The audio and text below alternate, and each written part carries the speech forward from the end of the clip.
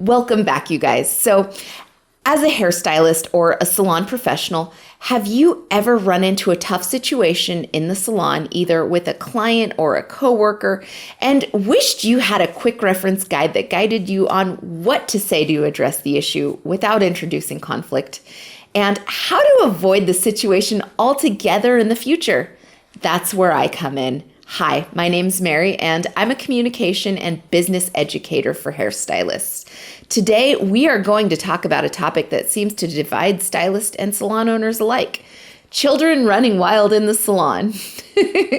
Oh, and before we begin, don't forget to like this video if you learn anything new, and please be sure to subscribe so you never miss a video. All right, let's get started.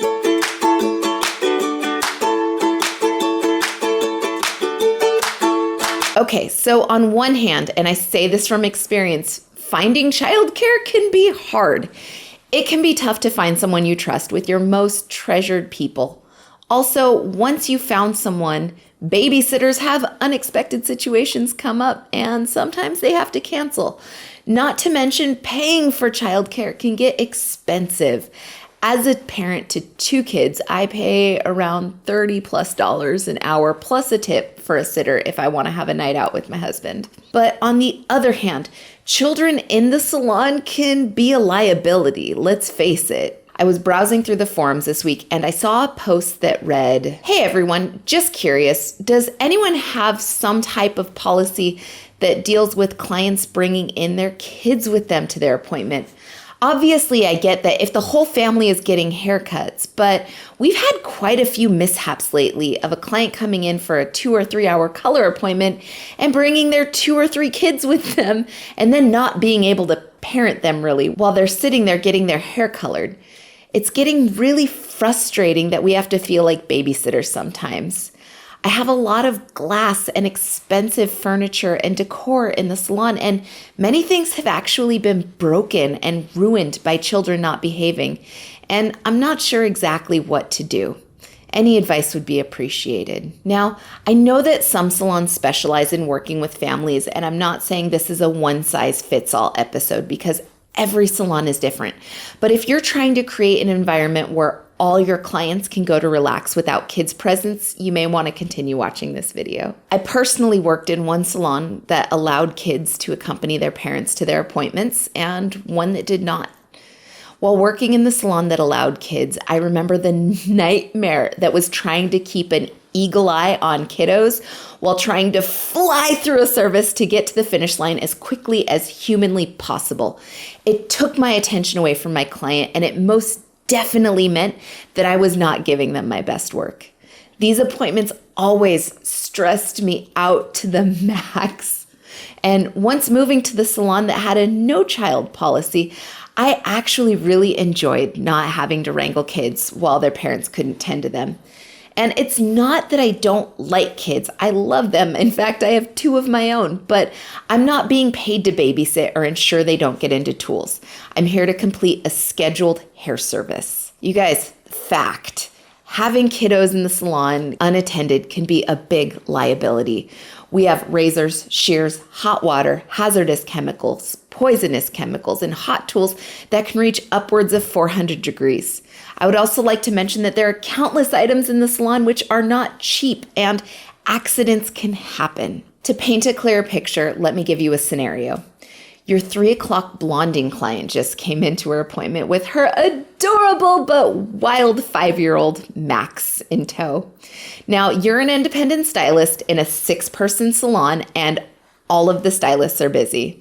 Your client's appointment is going to take about 3-ish hours from start to finish, and 60 minutes into the appointment, Max is quickly losing interest in the iPad, which has been set to silent as to not interrupt the other guests.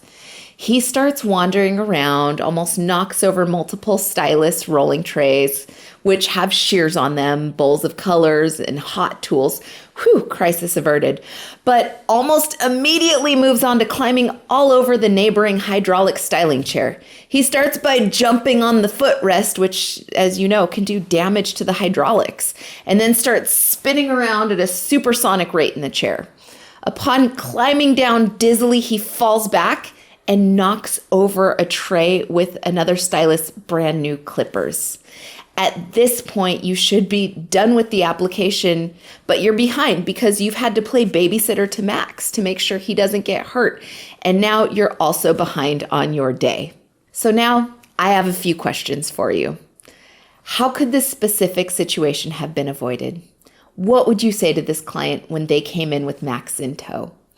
How would you prevent this situation altogether in the future? So, going back to our first question, how do you think the situation could have been avoided? I'm going to assume here that you have no posted, no children policy in place already. If this were the case, knowing it was going to be a long appointment where mom would have to be still and unavailable to her child for around 3 hours, I would communicate my concerns and give mom two options. First option, a complimentary reschedule, meaning I wouldn't charge the cancellation fee, or I would give her the option for Max to sit next to her in the chair and set the expectation that to avoid liability issues, I would need Max to remain seated in the assigned seat. The conversation would go something like this. Hey, Claire, it's wonderful to have you back in the salon today, and it's so great to meet Max. Now, before we begin, I just want to have a quick chat. I noticed that we have a 3-hour appointment scheduled, and while that's manageable for us, I understand that it can be a little challenging for young kiddos like Max. I want to make sure that everyone has a safe and comfortable experience here. So our salon is filled with sharp shears, potentially hazardous chemicals, expensive tools, and hot equipment all around. So it's not particularly child-friendly. However, I have a couple of options for you. One option is to pull up a chair for Max right next to you during your service, and I only ask that he stays by our side and doesn't wander around for his safety. Alternatively, we could consider rescheduling your appointment for a time when you can come in on your own to fully enjoy a relaxing and recharging experience without any concerns about Max's safety or comfort. If that's not possible, another option you might want to think about is having a family member or trusted friend come pick up Max so he doesn't have to spend the entire 3 hours here, which may not be super fun for him. Max's and your comfort and safety are important to me, so let me know which option works best for you. I am here to accommodate your needs. So you can see that we used our top-notch communication and critical thinking skills to identify the issue, communicate why it is important not only for us, but also for them, and gave them options to satisfy their needs as a client and our needs as a stylist. From here, your client will make the choice to reschedule or continue with Max sitting next to you and your client, and the expectation is that he's not to wander around during the service. We also gave another alternative option to continue with the service, but to have a trusted adult or friend come get Max. Ideally, one of these 3 options will help you to avoid the nightmare scenario I came up with earlier. But what if Max starts wandering around during the service, even though you set a clear expectation? Personally, I'd say something like this. Claire, I appreciate your understanding about Max being here, but it seems like he started to wander a bit and I'm concerned for his safety with all the tools and chemicals around. To ensure everybody's safety, I need to temporarily pause the service until Max can be seated safely again.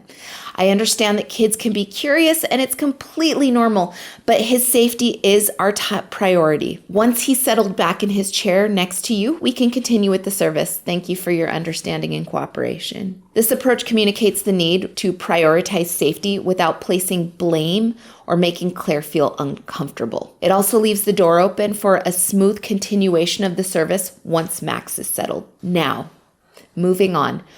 What can you do to stop this from even happening in the first place? I know those of you who have tuned in before know what I'm going to say. It's time to create a policy. A no children policy would be very beneficial to help you avoid this. Policies are important because they set clear expectations about what you expect from your clients, and it's much more professional and polite than you telling them, sorry, but I'm a hairstylist, not your babysitter. This policy can be as specific or as simple as you want it to be. To give you an example, here's what I would use for my business. I would have a children accompaniment and safety policy that states, unless a child has a scheduled appointment for a service, we kindly request that they not accompany clients to our salon. The reason for this is that we want to ensure a relaxing environment for all of our clients, and we also want to ensure your child's safety. We welcome children with scheduled appointments and will take extra care to ensure their safety and comfort during their visit. We appreciate your understanding and cooperation with our salon's children's policy. If you have any concerns or questions regarding this policy, please feel free to discuss them with our team, and we will do our best to assist you. Thank you for choosing Salon XYZ, and I look forward to serving you in a safe and enjoyable environment. So as you can see, this situation can be handled and avoided pretty easily with the use of 2 key skills that every stylist would benefit from: good communication and critical thinking. All right, you guys, that's all I've got for you today. I hope you've learned something this week. And as always, if you found this video interesting or learned something new, please hit that like button. And if you could also share the video with a salon owner or friend in this situation, it would mean the world to me. If this was your first time here, I want to say welcome. I'm going to be bringing you new videos each week detailing out tough real-life situations and discussing how you can use good communication and critical thinking to handle any tough situation that could possibly come your way with confidence and ease. I want to help you safeguard your business so you can stress less and get back to doing what you love, bringing your talents to the world one client at a time. If you have any topics you'd like to hear covered, I'd love to hear from you. Let me know down in the comments below, or you can contact me through my website, www.thestylistconsultant.com. And for those of you out there feeling stuck or slow to grow, I can definitely help. I have a strong knowledge in branding, local marketing, and cultivating a memorable guest experience, and I can work with you to see where you can easily strengthen your business and get you on the path to the career of your dreams. To find out more, you can head to my website, or I'll have the link down in the show notes below. You guys, as always, you've got this. And in case you need me along the way, I'm here to help. Again, my name's Mary Wozniak, and I run the Stylist Consultant. Thank you so much for tuning in, and I'm going to see you back here next Monday. Bye, guys.